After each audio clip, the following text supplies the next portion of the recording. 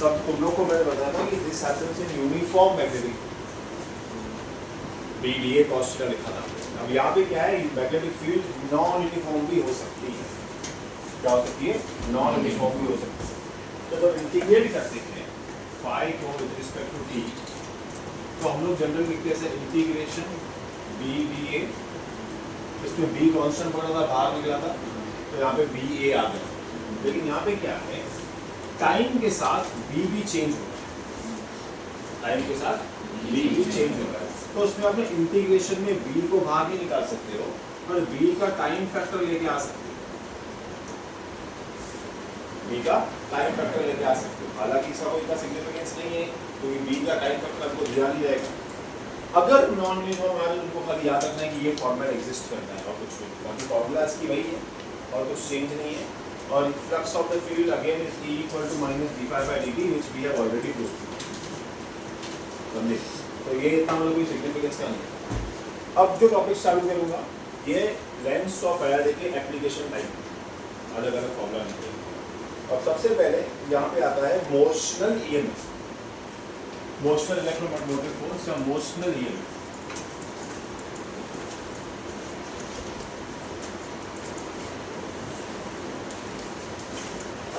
ठीक है, और पहला मोशन है ट्रांसलेशनल मोशन।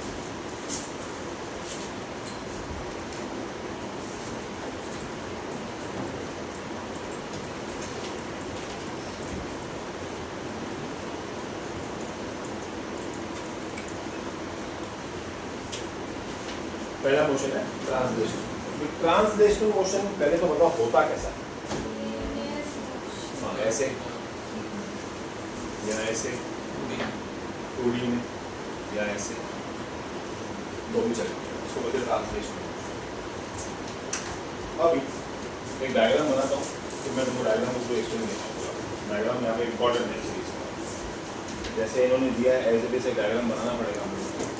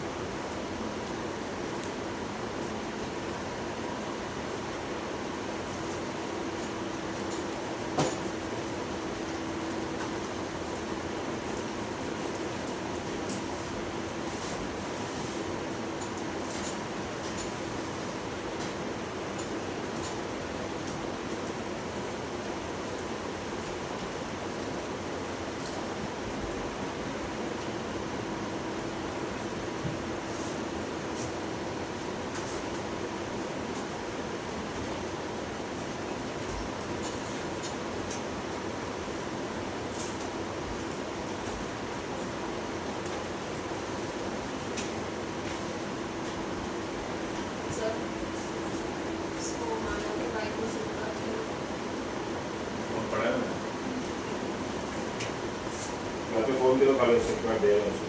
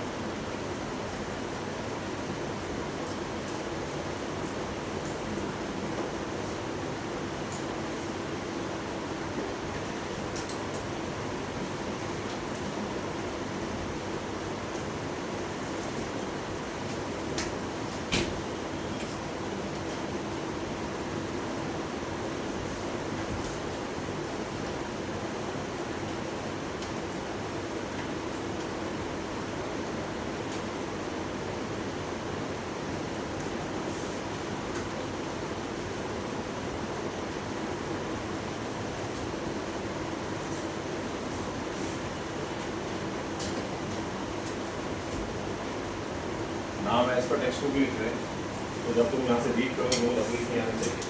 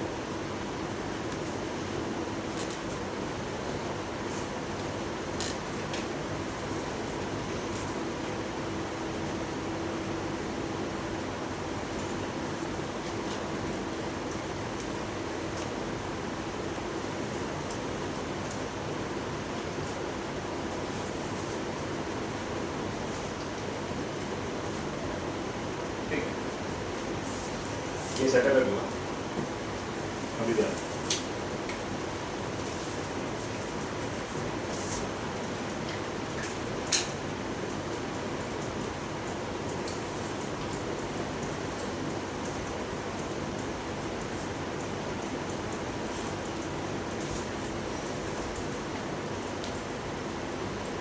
ये जो फ्रेम बनाया है मैंने वो रेक्टेंगुलर वो वायर्स का बनाया है, व्हाइट कलर और ऑरेंज कलर मिला के, समझे? व्हाइट और ऑरेंज कलर मिला के मैंने पूरा फ्रेम बनाया है वायर का बनाया। अब इसकी जो एरिया है, इस फ्रेम की जो area of area length into breadth, देखो एल और एक्स मार्क किया है, हाँ, length into L into x, ये एरिया मार्क किया, is situated in a constant magnetic field. तो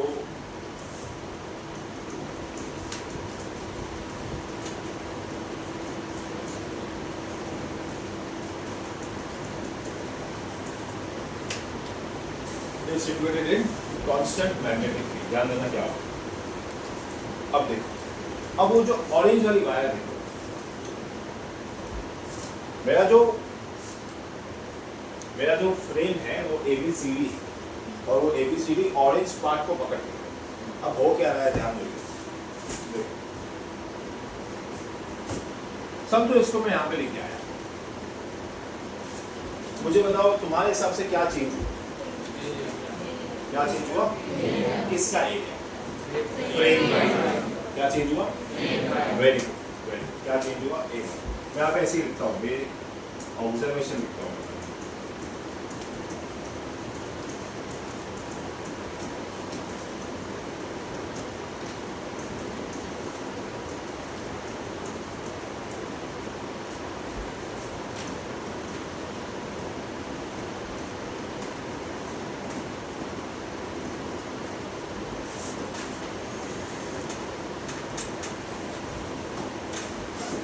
If I slide the arm CD, the area ABCD changes. अब वो कम भी हो सकती है या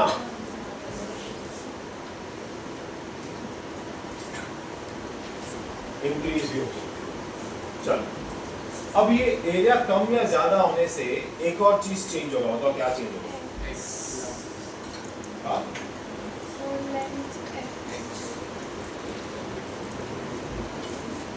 क्या चेंज होगा? एक्स तो हो गया, डायमेंशन चेंज हो गया।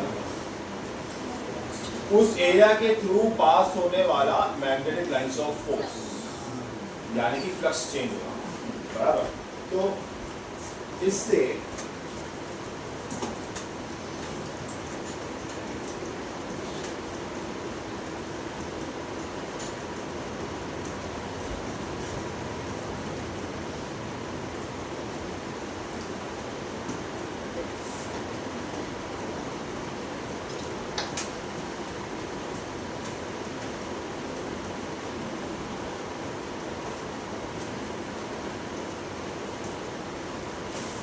समझा?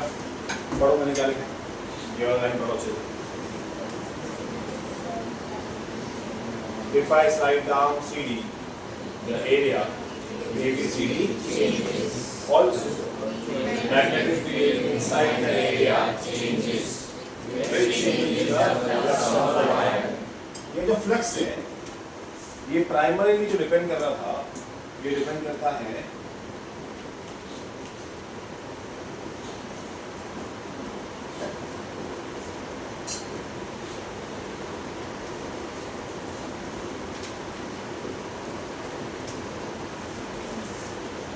देखो, फ्लक्स इसमें डिपेंड करता है line of force passing through the area, ठीक है।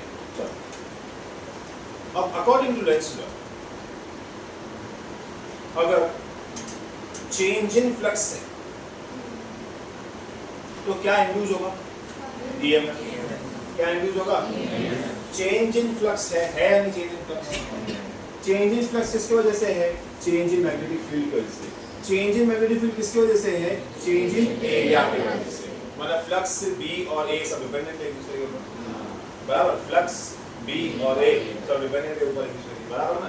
देखो ना, टाइमलाइन ऐसे बोलती है ना, अगर एरिया चेंज होती है तो बी चेंज होता है, अगर बी चेंज होता है तो फ्लक्स चेंज होता है। अगर फ्लक्स चेंज होता है तो ईएमएफ इंड्यूस, यही तो इंडक्शन, ये पूरा भाषा ही जो मैंने लिखा है इंडक्शन, समझा? एरिया चेंज तो magnetic field change, magnetic field change तो फ्लक्स, फ्लक्स चेंज तो ईएमएफ इंड्यूस, ईएमएफ इंड्यूस तो कितना EMF induce according to Lenz, according to Lenz, बराबर? ईएमएफ कितना इंड्यूस होगा एज पर लेंस लॉ, क्या होगा एज पर लेंस लॉ। चलो ई देखो मैग्नीट्यूड पे लिख रहा हूँ, डायरेक्शन में लिख रहा हूँ, इसलिए मैंने मॉड ही डाल दिया। वैसे लेंस लॉ के हिसाब से क्या है, E इक्वल टू माइनस, और फैराडे के हिसाब से क्या है, लेंस क्या देता है, फैराडे क्या देता है,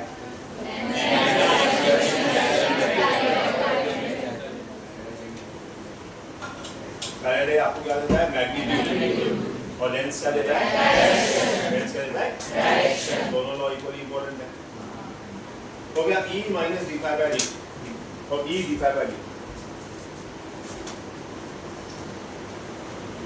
जो फाई होता है वो BA होता है। क्या होता है, BA। अच्छा, BA तभी होता है जब B और A के बीच का एंगल कितना हो, 0। B और A के बीच का एंगल कितना हो, 0, बराबर ना? अब ये जो प्लस है या क्रॉस है, क्रॉस है, प्लस बनाया है, प्लस क्रॉस वही डॉट और ये क्रॉस है बेसिकली। ये फील्ड कहाँ है, इनसाइड। फील्ड कहाँ है, और एरिया वेक्टर कहाँ रहेगा, एरिया वेक्टर कहाँ रहेगा, परपेंडिकुलर टू सरफेस। अब सरफेस ऐसा है, यहाँ भी हो सकता है, यहाँ भी हो सकता है, यहाँ भी हो सकता है और यहाँ भी हो सकता है। अगर यहाँ रहा तो क्या आएगा, माइनस, क्योंकि 180 डिग्री पर वो माइनस एडजस्ट हो जाएगा लेंस लॉ में, बराबर ना? और अगर यहाँ रहा तो एंगल कितना, 0, 0, एडजस्टमेंट की जरूरत ही नहीं है। आया समझ में क्यों मैंने BA लिखा? पर यहाँ पे जो BA है, A क्या है, A डिपेंडेंट है। क्यों डिपेंडेंट है पता है, क्यों डिपेंडेंट है? क्योंकि मैंने अपने सेटअप में एक आर्म जो है वो मूविंग रखा हुआ, मैंने एक फिक्स फ्रेम नहीं लेके आया हूँ, मैं अपना एक आर्म मूविंग लेके आया, 3 बाजू फिक्स करके आया हूँ, एक आर्म क्या किया है, मूविंग। तो एक आर्म मूविंग रखा है तो क्या कर रहा हूँ पता है, मैं इसको देखो क्या फ्लक्स में चेंज कैसे ला रहा हूँ मैं, वो देखो। अब अगर तुमको पता है, अगर मैं बहुत small area, small length cover dx, तो इतना कोई चेंज नहीं आएगा। याद है हमने ऐसा किया है कि स्लो लेके जाएंगे तो फर्क नहीं पड़ता है। इलेक्ट्रोस्टैटिक पोटेंशियल में किया था, याद है? सोमोबल में भी किया हुआ था कि बहुत धीरे से लेके जाएंगे तो फटेगा नहीं, और इलेक्ट्रोस्टैटिक पोटेंशियल में भी किया था कि धीरे धीरे जाएंगे तो मालूम नहीं पड़ेगा, बराबर? धीरे धीरे जाएंगे तो मालूम नहीं पड़ेगा। तो अगर मैं बहुत धीरे धीरे जाऊंगा तो ज़्यादा कुछ मालूम नहीं पड़ने वाला है कि चेंज हो रहा है कि नहीं। तो देखो ना, चेंज नहीं हो रहा है। फॉर एग्जाम्पल अभी यहाँ पे है, इसके अंदर 1 2 3 4 5 6 फील्ड जा रही है, अभी भी 6 फील्ड जा रही है, अभी भी 6 जा रही है, अभी भी 6 जा रही है। हालांकि लेंथ तो चेंज हो गया है, पता है डिपेंड किस पे करता है। जब मैं इसको खींचूंगा,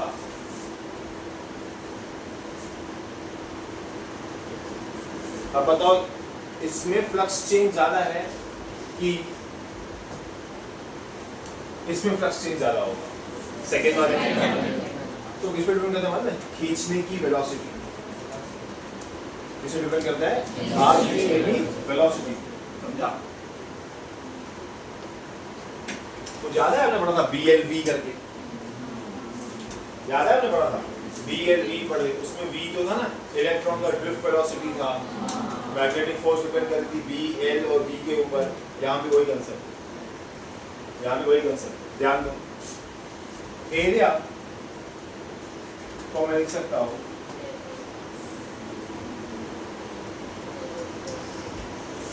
अब यहाँ पे देखो,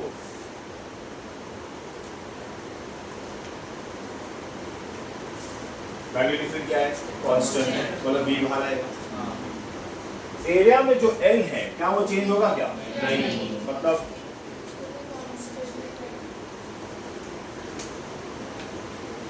अच्छा dx by dt क्या होता है? वेलोसिटी। क्या होता है? वेलोसिटी। हो गया। mod e equal to d समझा?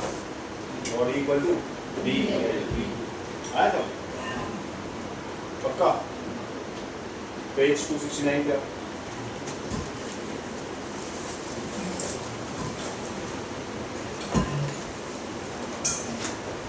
नीचे लिखा हुआ मोशन ईएमएफ 210 तक अच्छे से पढ़ो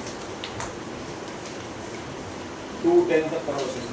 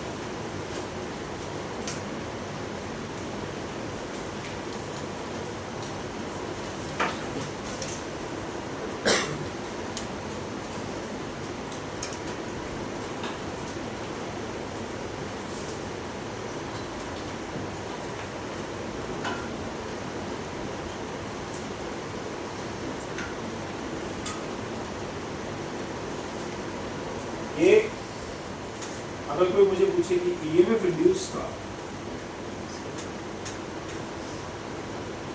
सबसे इंपॉर्टेंट पॉइंट क्या है, सबसे इंपॉर्टेंट पॉइंट, तो उसका सबसे इंपॉर्टेंट पॉइंट है चेंजिंग मैग्नेटिक फील्ड। समझे? अगर ये फैक्टर ही नहीं हुआ तो ये नहीं होगा, ये नहीं होगा तो ये नहीं होगा। समझे? पर कभी भी कोई हमको पूछता है, टीचर से पूछता है कि यार ये में प्रोड्यूस हुआ है, हमारे मन में पहली चीज आती है कि अच्छा एक तो वेरिएबल मैग्नेटिक फील्ड की बात चल रही है। समझे? नॉन यूनिफॉर्म मैग्नेटिक फील्ड की बात चल रही है, चेंजिंग मैग्नेटिक फील्ड की बातें चल रही है। अब दो तरीके, एक तो फील्ड को वहीं रखो और एरिया को चेंज करो, दूसरा एरिया को वहीं रखो और फील्ड को चेंज करो।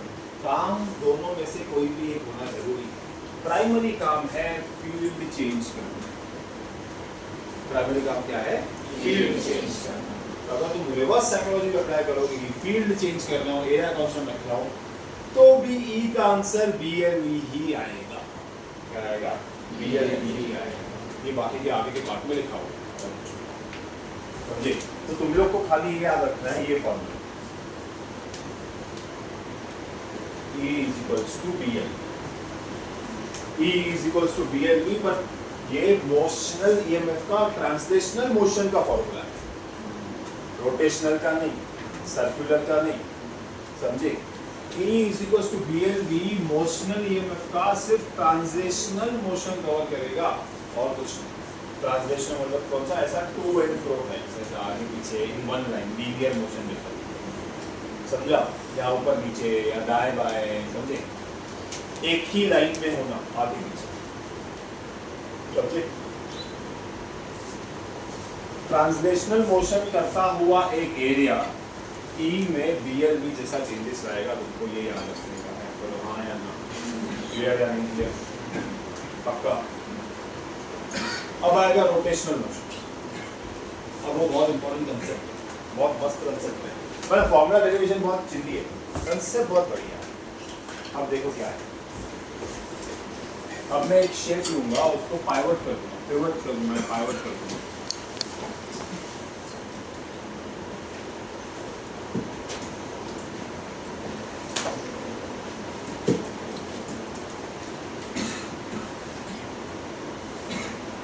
पिवट करने का मतलब है कि एक पॉइंट उसकी फिक्स हो गई और उसके अलावा वो गोल गोल घूम रहा है, ठीक है।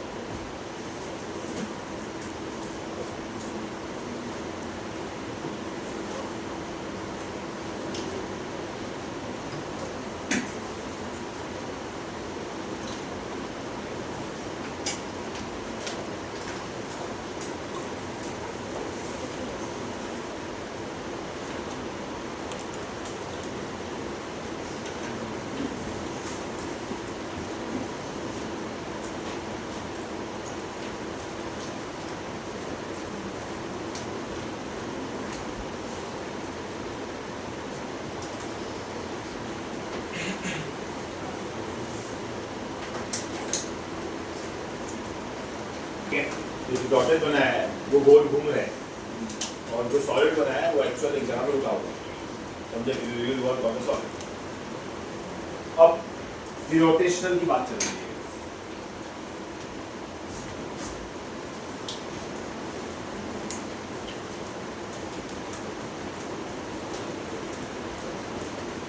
Motional EMF in rotational motion.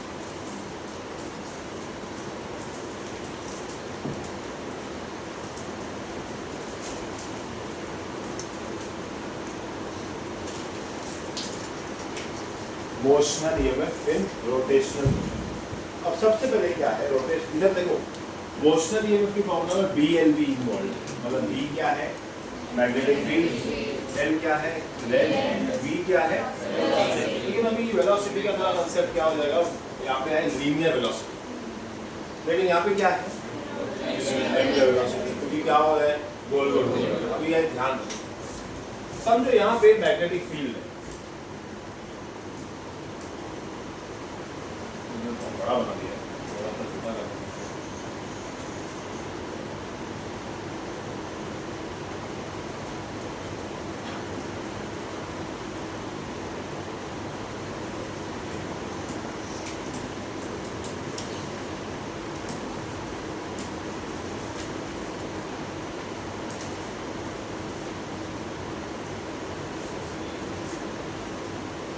ये मैग्नेटिक फील्ड है,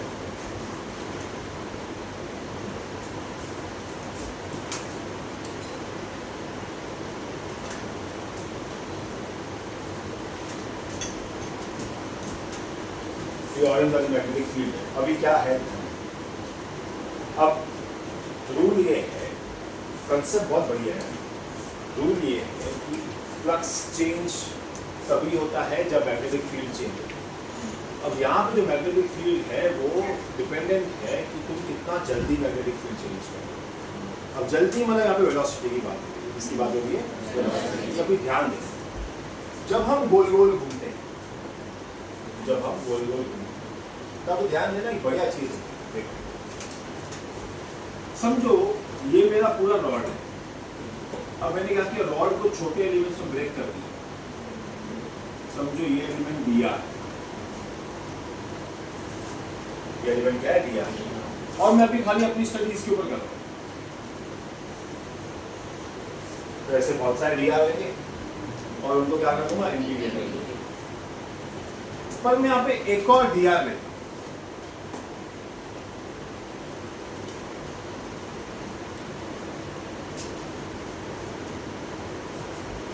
अभी ध्यान देना बेटे एक चीज,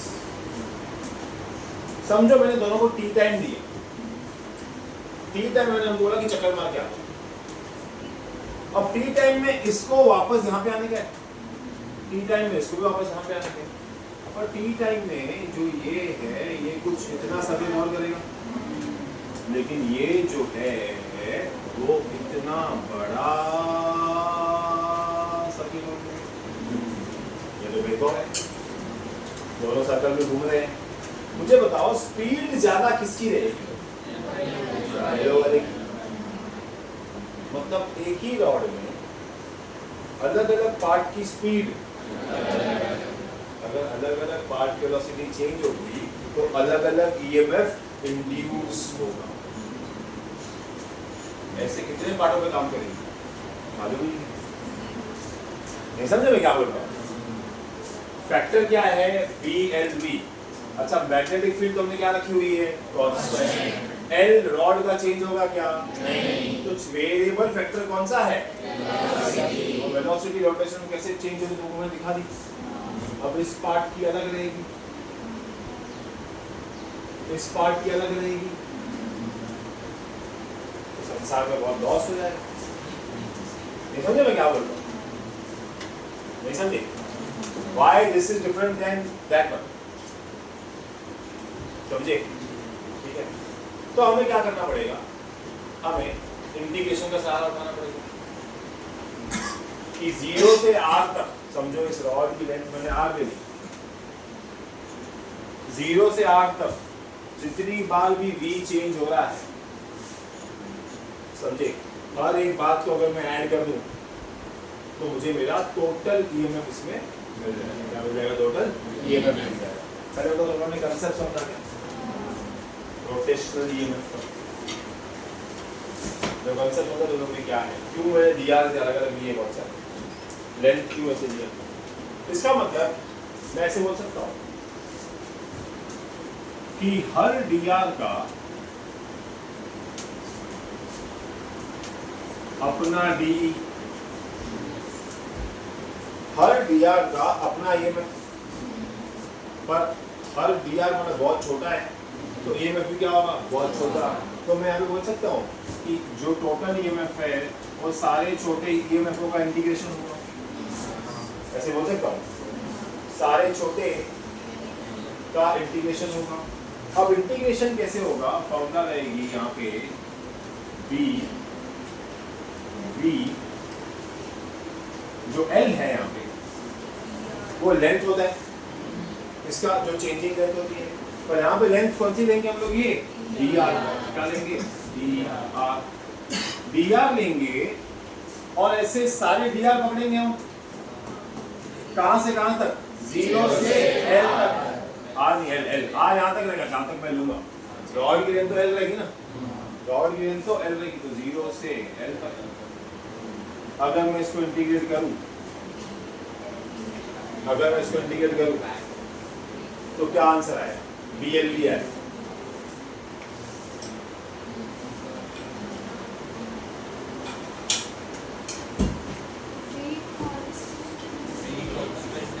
हाँ बराबर। सुनो, B कांस्टेंट है पर V कांस्टेंट नहीं है।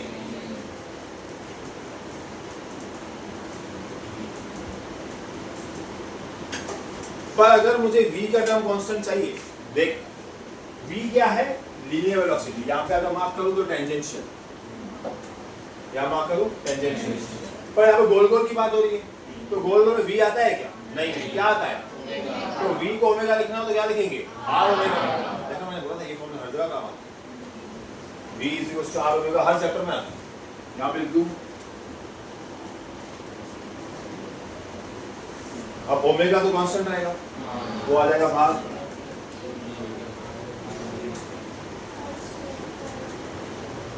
अब dr को इंटीग्रेट करने के लिए r भी मिल जाए, क्या हो जाएगा? r²/2। और लिमिट क्या आएगी? 0 से L। फाइनल आंसर क्या आएगा? b ओमेगा L²/2 होगा रोटेशनल का। ये समझे? अगर रोटेशन का ईएमएफ कैसे होगा?